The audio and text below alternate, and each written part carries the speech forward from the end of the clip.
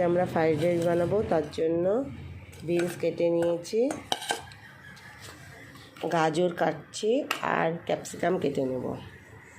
তার জন্য ভাত বানিয়ে রাখা হয়েছে, ঠান্ডা করতে দেওয়া হয়েছে। আর এদিকে বিনস সিদ্ধ করা হয়ে গেছে।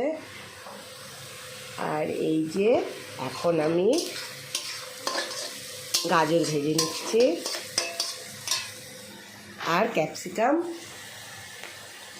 ক্যাপসিকামও ভাজা হবে এরপরে। আর কিশমিশ আছে, এই যে আমি বাটিতে ঢেলে নিয়েছি কিছুটা, যেটুকু লাগবে। কড়াতে ঘি ঢেলে দিচ্ছি।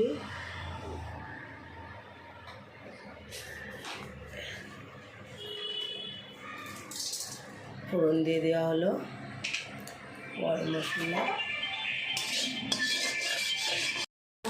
এখন ঘিয়ের মধ্যে ভাত দিয়ে দেওয়া হলো।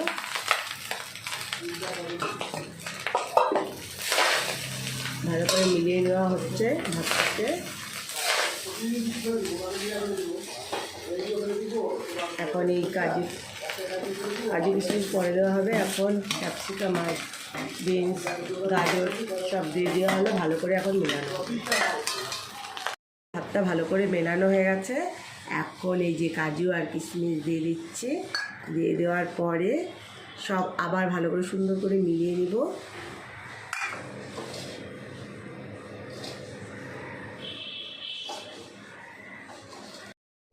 ফ্রাইড রাইসে একটু লবণ দিয়ে দিতে লাগবে আন্দাজ মতন, সেটুকু দিয়ে দেওয়া হলো। আর চিনি তো লাগবেই, চিনি ছাড়া তো হবে না ফ্রাইড রাইস।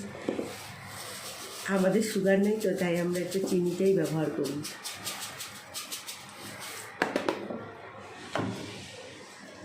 আবার ভালো করে মিলিয়ে নিতে লাগবে, মিলানোটা খুব জরুরি, সুন্দর করে মিলিয়ে নিতে হবে। এখন একটু ফ্লেভারের জন্য সানরাইজের গরম মশলা দিয়ে দেব।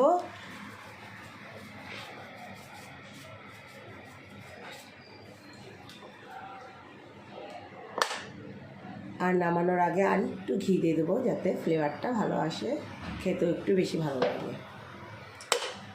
এখন সব কিছু দিয়ে আরেকবার মিলিয়ে নেব।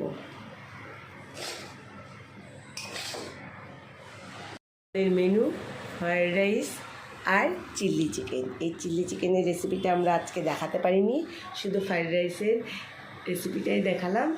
আরেকদিন অবশ্যই চিলি চিকেনের রেসিপিটা দেখাবো।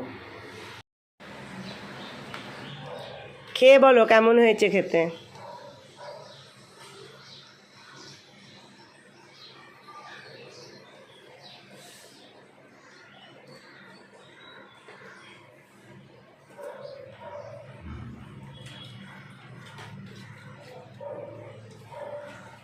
টেস্টি হচ্ছে খেতে।